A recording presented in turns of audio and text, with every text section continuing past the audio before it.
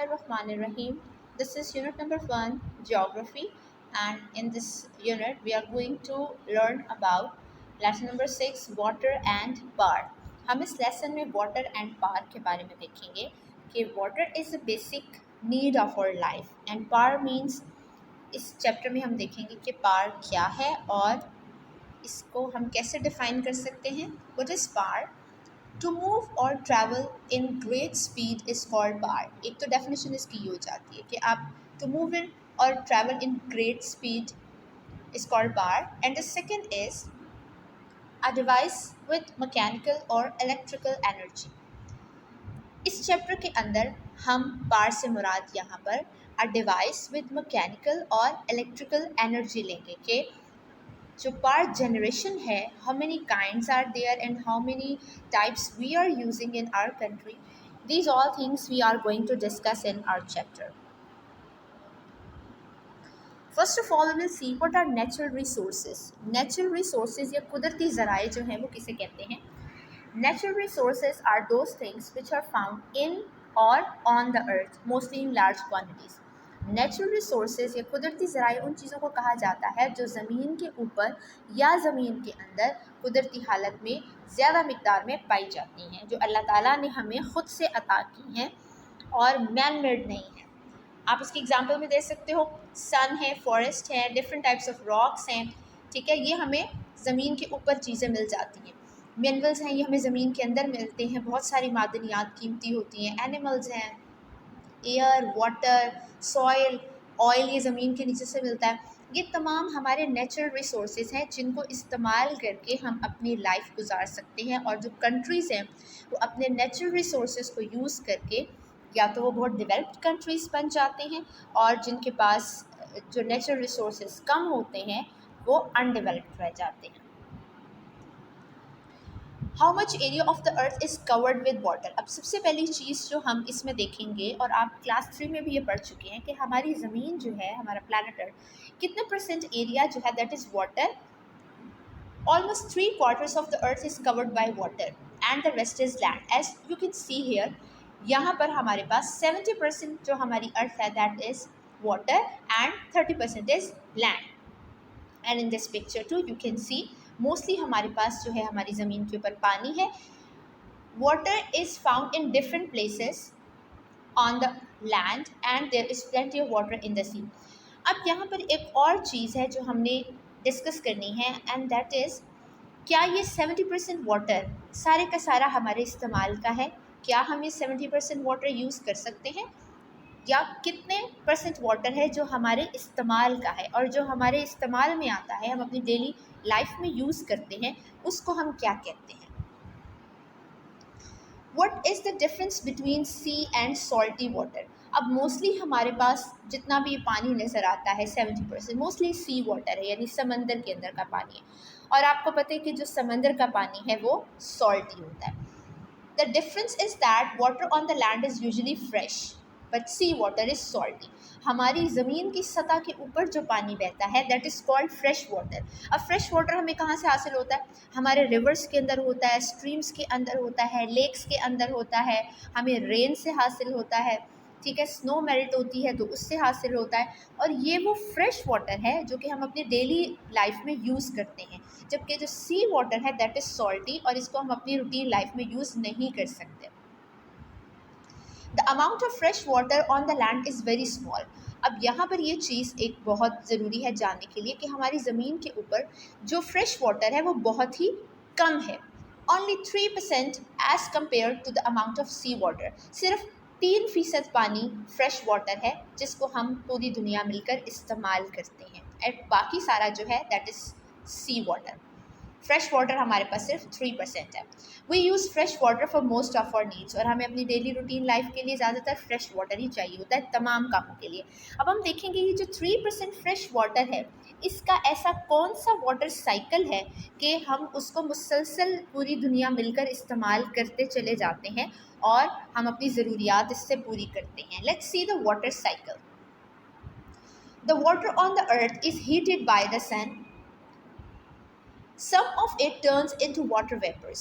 अब इस डायग्राम को भी अगर आप साथ साथ देखते जाओ, दिस इज सी. ठीक है। And this is sun in the summer season when the sun is hot. अब होता क्या है कि गर्मी की वजह से जो पानी की सतह है जब वो ऊपर से गर्म होती है तो कुछ पानी जो होता है दैट इवेपोरेट्स, ठीक है। The water on the earth is heated by the sun, some of it turn into water vapours. कुछ जो है वो वाटर वेपर्स बन जाते हैं, जैसे कि आप ये देख सकते हैं arrows, they are forming the water vapours. और ये बुखारात बनकर, जिनको हम आबी बुखारात कहते हैं, ये बुखारात बनकर उड़ना शुरू हो जाता है टू फॉर्म क्लाउड्स। और फिर क्या बन जाते हैं, बादल बन जाते हैं। बादल बनते हैं और आहिस्ता आहिस्ता इनके अंदर जो मॉइस्चर है, जो पानी है, उसकी मिकदार बढ़ना शुरू हो जाती है एंड दे बिकम बिगर। बड़े बादल बन जाते हैं, बहुत ज़्यादा उनमें पानी इकट्ठा हो जाता है। When the clouds are heavy with water, और जब बादल जो है वो पानी से भर जाते हैं, tiny drops falls to earth as rain. जब ये बादल पानी से भर जाते हैं तो फिर छोटे छोटे कतरों की सूरत में ये ज़मीन के ऊपर गिरना शुरू हो जाते हैं, दैट इज़ कॉल्ड रेन। और ये फ्रेश वाटर है। अब आप देखें यहाँ से, सी वाटर इज़ सॉल्टी। जब ये एवेपोरेट हो जाता है और ऊपर क्लाउड्स बन जाता है, then it is not any more salty. जब उसके बाद फिर ये मज़ीद सॉल्टी नहीं रहता। और फिर जब ये बादलों के अंदर से वापस बारिश की सूरत में नीचे गिरता है, that is called the fresh water. और रेन वाटर जो है वो हम यूज़ कर सकते हैं। अब हम आगे देखते हैं आगे कैसे इसका सिलसिला चलता है। In the colder parts of the earth and on very high mountains this moisture falls as snow. अब यही बादल जब कोल्डर एरियाज में जाते हैं, यानी हाई माउंटेन्स पे जाते हैं, तो आपको पता है वहाँ पर सर्दी बहुत ज़्यादा होती है, टेम्परेचर बहुत लो होता है। और उसकी वजह से क्या फ़र्क पड़ता है कि जो मॉइस्चर या जो नमी बादलों के अंदर होती है वो जम जाती है, ठीक है। और यहाँ पर तो जब इसके अंदर क्लाउड्स हैवी हो गए थे तो यहाँ पर बारिश हो गई थी, लेकिन जब इस जगह पर हायर माउंटेन्स में मॉइस्चर की वजह से क्लाउड्स हैवी हो जाते हैं, that it falls in the form of snow. तो यहाँ पर बर्फ़ की सूरत में ये पानी जो है, ये मॉइस्चर नीचे गिरता है पहाड़ों के ऊपर। In some places the snow forms glaciers in the mountains. और कुछ जगहों पर तो बर्फ़ के पहाड़ बन जाते हैं। ग्लेशियर्स हम पहले पढ़ चुके हैं, ग्लेशियर्स किसे कहते हैं, जो बर्फ़ के पहाड़ बन जाते हैं। Huge mess of ice and snow is called glaciers. तो हाई माउंटेन्स पे बर्फ़ के पहाड़ बन जाते हैं, ग्लेशियर्स बन जाते हैं। In summer, the snow melts and increases the amount of water in the rivers flowing down the mountains. अब क्या होता है, सर्दियों के मौसम में तो जब ठंड बहुत ज़्यादा होती है, बहुत ज़्यादा स्नोफॉल होती है, इतनी कि वहाँ पर बर्फ़ के पहाड़ बन जाते हैं, ग्लेशियर्स बन जाते हैं। और जब गर्मी का मौसम आता है तो यही बर्फ़ जब पिघलती है, मेल्ट होती है, तो ये ऊपर से बहकर नीचे की तरफ आना शुरू हो जाती है पहाड़ों से। फिर छोटी छोटी स्ट्रीम्स बन जाती हैं, लेक्स बन जाती हैं, और ये आहिस्ता आहिस्ता करके मिलते मिलाते बड़े दरिया बन जाते हैं, that start flowing towards the sea. अगर आप इसको देख सकते हो, ठीक है, ये ऊपर से मेल्ट होकर और ये पानी वापस सारा बहता हुआ उसके बाद ये समंदर में चला जाता है। This is the water cycle. इस तरह से हम जो सी वाटर है वो फ्रेश वाटर में कन्वर्ट होता है, हम लोग उसको इस्तेमाल करते हैं और ये वापस जो है ये समंदर में चला जाता है। Now will see the sources of fresh water. हमारे पास फ्रेश वाटर के सोर्सेज क्या क्या है। पहला है रेनफॉल, सबसे पहले बारिश होती है, बारिश की बात करेंगे। In Pakistan most of the rain falls during the monsoon season. सबसे ज़्यादा पाकिस्तान के अंदर जो बारिशें होती हैं वो मानसून सीज़न में होती है, जो हमने पहले भी पढ़ा था कि मानसून सीज़न जो है it is a seasonal wind, जो कि जून से सितंबर के अंदर ज़्यादातर बारिशें हमारे सब कॉन्टिनेंट में होती है।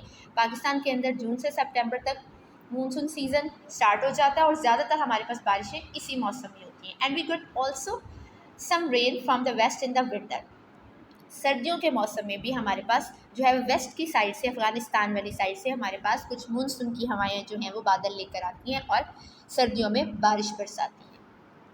What happened to the places where the land is very hard? अब वो इलाके या वो जगह जहाँ पर ज़मीन सख्त होती है और जो बारिश का पानी है वो ज़मीन के अंदर जज्ब नहीं हो सकता, वहाँ पर क्या होता है, the places where the land is very hard and rain water does not sink into the ground, it runs along the surface forming little streams and larger rivers. अब वो क्या करता है, जहाँ पर वो जज्ब नहीं होता वो ज़मीन की सरफेस के ऊपर बहना शुरू कर देता है, छोटी छोटी स्ट्रीम्स बना देता है, as you can see in this picture. Surface के ऊपर बहता है और उसकी छोटी छोटी सी नदियाँ बन जाती हैं। Different ways to store fresh water. अब हम पूरा साल जो है वो बारिशें नहीं होती। जैसे कि हमने ऊपर पढ़ा कि हमारे पास ज़्यादातर बारिशें जो है वो जून से सितंबर के महीने में यानी मानसून के मौसम में ज़्यादा बारिशें होती है। अब वो महीने जिनमें बारिशें नहीं होती, हम उसमें फ़्रेश वाटर कहाँ से यूज़ करेंगे, उसको हम कैसे इस्तेमाल में ला सकते हैं? उसके लिए हमें फ़्रेश वाटर को सेव करना होता है, स्टोर करना होता है। अब हम वाटर को कैसे स्टोर कर सकते हैं? As it does not rain all the time or regularly throughout the year, it is important to store water for later use. अब हम किन किन तरीक़ों से वाटर को स्टोर करते हैं? To save fresh water, a number of dams, reservoirs and tanks have been built where water can be stored until it is needed. These are the tanks. ये tanks होते हैं जिनके अंदर water को store किया जाता है. This is reservoir, ठीक है, और दिस इज़ डैम, इसको डैम कहते हैं, और ये डैम के पीछे ये this wall is called dam, ठीक है। इसके बारे में हम डिटेल में आगे जाके डिस्कस करेंगे। और डैम्स के पीछे जो है वो रेजरवायर्स होते हैं, यानी पानी का ज़ख़ीरा होता है। अभी आपको इसकी प्रॉपर डेफिनेशन भी बताती हूँ इसमें कि बेसिकली रेजरवायर होता क्या है। डैम्स के पीछे जो वाटर स्टोर करने की जगह बनी होती है, यहाँ पर भी आप देख सकते हो और यहाँ पर भी आप देख सकते हो, these are called the reservoirs. हम इनके ज़रिए से पानी को स्टोर कर सकते हैं और जब हमें ज़रूरत पड़े हम साल के किसी भी हिस्से में पानी को इस्तेमाल में ला सकते हैं। अब एक और ज़रिया जिससे हम पानी हासिल भी करते हैं और स्टोर भी कर सकते हैं, दैट इज़ वेल्स, जिसको हम कुएँ कहते हैं।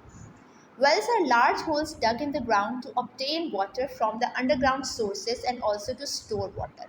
Wells are very useful where there is no supply of piped water. अब पुराने वक्तों में ज़्यादातर जो है वो इलाकों में कुएँ खोदे जाते थे, जो कि बहुत मेहनत तलब काम था, और लोग जो थे वो कुओं से पानी निकालते थे। आपको पता है कि ज़मीन के नीचे भी पानी मौजूद है, बहुत गहराई तक इसको खोदा जाता है, इसकी डिगिंग की जाती है, और उसके बाद जब पानी निकल आता है तो उस इलाके के लोग जो है उस पानी को इस्तेमाल करते हैं। और जो कुएँ हैं इनका ज़्यादातर फ़ायदा उन इलाकों में है आजकल के दौर में जहाँ पर पाइप्ड वाटर सप्लाई नहीं है, यानी पाइप्स के ज़रिए से वहाँ पर पानी मुहैया नहीं किया जा सकता, उन इलाकों में कुएँ जो हैं वो कारआमद हैं। और दूसरा तरीका है हमारे पास ट्यूबवेल्स, जो कि आजकल ज़्यादातर जो है वो यूज़ किया जाता है। Tubewells are made by drilling very deep holes in the ground. अब वेल्स जो थे दे वर डग, उनको डग किया जाता था, उनकी खुदाई की जाती थी, ठीक है। और ट्यूबवेल्स में क्या होता है, इनको ड्रिल किया जाता है, मशीन्स के ज़रिए से ड्रिल किया जाता है बहुत गहराई तक। A tube or casing is put into the hole, और जो सुराख होता है उसके अंदर एक पाइप डाल दिया जाता है गहराई तक नीचे, जहाँ तक पानी जो है वो निकल आता है, इतनी गहराई तक ड्रिल किया जाता है जहाँ तक पानी निकल आता है, वहाँ तक पाइप डाला जाता है। Water from many hundreds of metres below the surface is pumped up by electric or diesel pumps. अब उसके ऊपर वाली सतह पर, यहाँ पर पाइप डाल के ऊपर वाली सतह पर इनके साथ, या आप देख सकते हो बैक पे एक रूम सा बना हुआ है, यहाँ पर जनरेटर्स लगाए जाते हैं, यहाँ इलेक्ट्रिक या डीजल पंप्स लगाए जाते हैं, जिनको ऑन करके, जिनको यूज़ करके वो जो 100 ऑफ मीटर्स बिलो सरफेस पानी जो होता है, इतनी गहराई से जो पानी मौजूद होता है, उसको पंप करती है मोटर ऊपर की तरफ, और हम आसानी से पानी इस्तेमाल कर सकते हैं। आप लोगों ने अक्सर गांव में देखा होगा कि जो फार्मर्स होते हैं उन्होंने अपने खेतों के साथ जो है पंप्स लगाए हुए होते हैं, ट्यूबवेल्स लगाए हुए होते हैं, और वो ऑन करते हैं इनको जब उन्होंने अपने खेतों को पानी देना होता है।